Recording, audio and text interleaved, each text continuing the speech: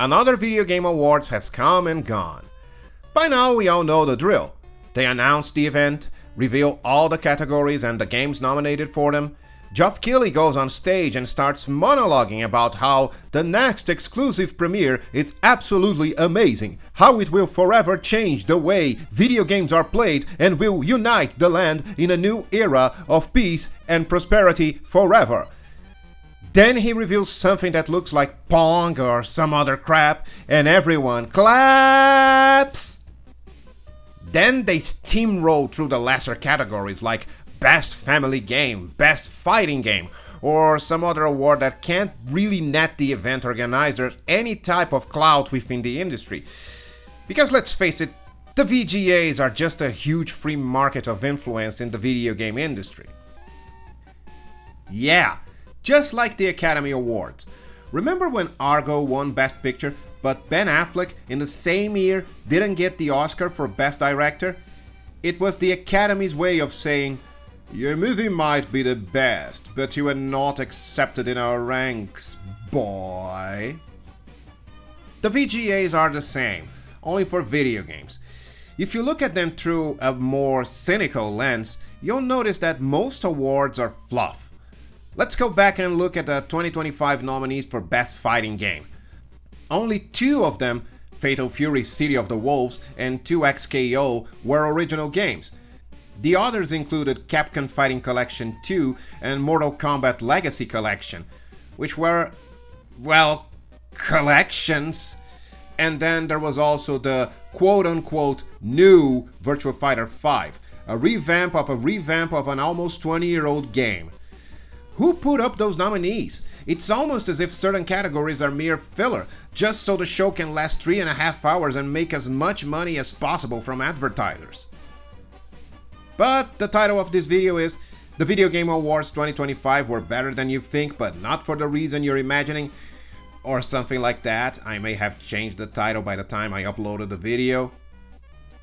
So we had some fun trailers. Pragmata seems cool and offers a nice twist on the sad dad walking simulator genre we've seen with The Last of Us and modern God of War. The new Divinity trailer was gross and tried too hard, way too hard to be edgy, so now I'm really looking forward to playing it. Leon will be part of Resident Evil 9, which is all kinds of awesome. Gang of the Dragon, made by the creator of the Yakuza Like a Dragon series and starring Korean Bud Spencer Don Lee, looks absurdly fun. And we had the reveal of a new Mega Man game, something absolutely no one saw coming. But the best thing about the VGAs was the absolute sweep Expedition 33 pulled off at the ceremony.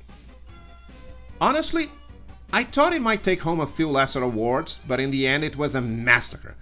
The little game that could dismantle the competition, while its creators showed nothing but gratitude and humility while accepting the awards, all dressed in their finest bonbon and choo-choo attire. Look, if you know, you know. And boys and girls, that was a beautiful slap in the face of the AAA industry. Remember what I said at the beginning? The Video Game Awards are nothing but a huge industry circle jerk. And if you're lucky, the event may be used to signal that you are now allowed to take part in the circle and try your luck at hitting the toast in the middle of it.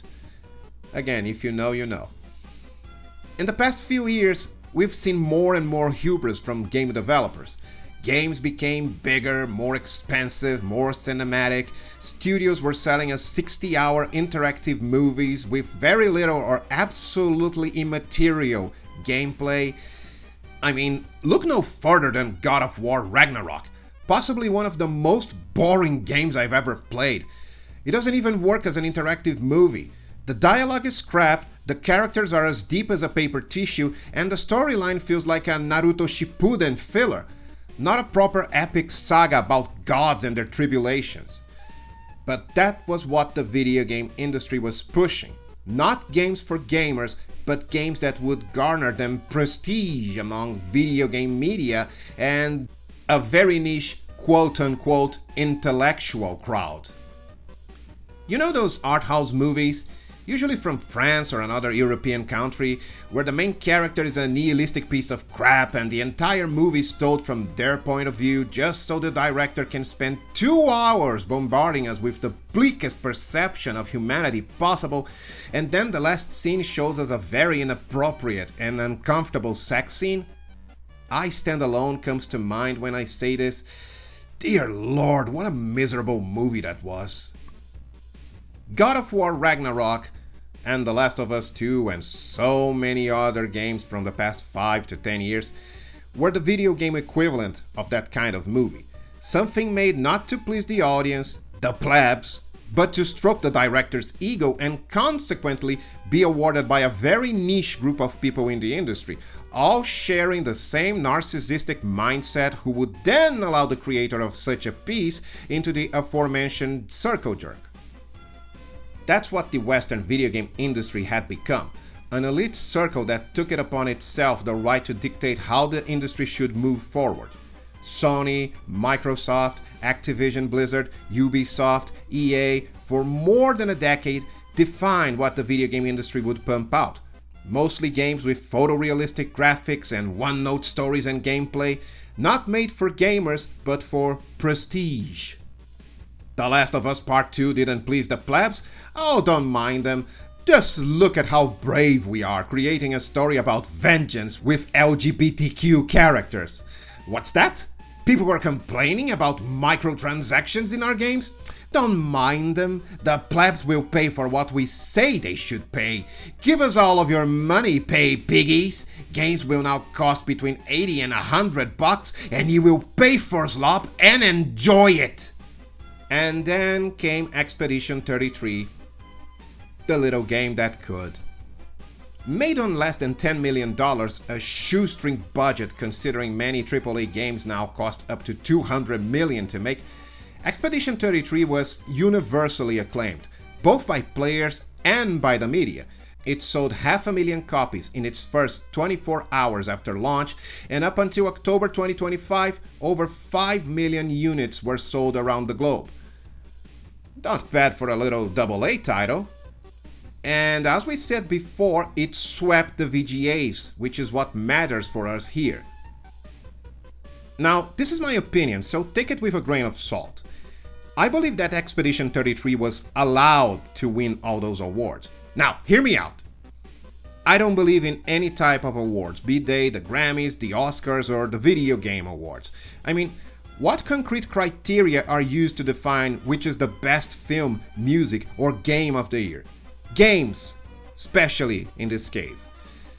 Which titles competed for Game of the Year in 2025?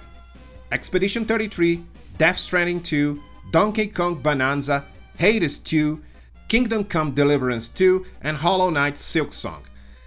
Now, those games couldn't be more different if they tried. How can you measure Silksong against Donkey Kong Bonanza or Hades 2 against Death Stranding 2? You can say the most entertaining game took the award, but that's a very subjective concept to use as a measure of best.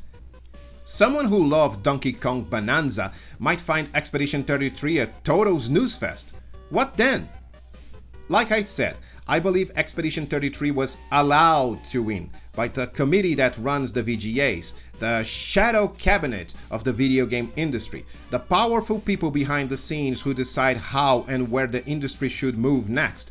And their message here, at least to me, is: look, we tried your cinematic games overflowing with political and social takes, and they didn't work. We lost millions, maybe billions on them. This small game here, Expedition 33, sold a boatload of copies and made its developers filthy rich. This is where we're steering the industry now. Games that cost less to make and sell a poop ton of copies because people think they're fun to play. Got it? I think that was the message they tried signaling with Astrobot last year. Spend less, make games people wanna buy, stop being narcissistic a-holes and become pragmatic a-holes who want to make money. Now, let me be clear. I'm not disparaging Expedition 33 in any way or saying it didn't deserve to win. I haven't played it yet, but I have friends who did and they told me it's absolutely fantastic, so I'm really looking forward to playing it in the future. What I'm saying is that, in my opinion, maybe it was the game most deserving of winning the award, and the powers behind the scenes decided it was exactly the title they needed to win in order to send a message to the industry. It was like chocolate and peanut butter put together, and that is a good thing for us gamers. If Expedition 33's victory represents a shift away from the overbloated, boring, always samey AAA titles that took the industry by storm in the past few years, then I think it's a very positive thing that the French took home all the awards they did. Maybe, in the not so distant future, games like Expedition 33 will become the norm. Titles with interesting stories, fun characters, polished gameplay, and made for us, the gamers. Because, make no mistake about it, without us, the video games industry would not exist. And I think it's about time they realized that. So, that's it for today. I hope you enjoyed the video, and even if you didn't, thank you for watching, I really appreciate it. And I will see you next time. Until then, take care of yourselves and everyone you love. Cheers!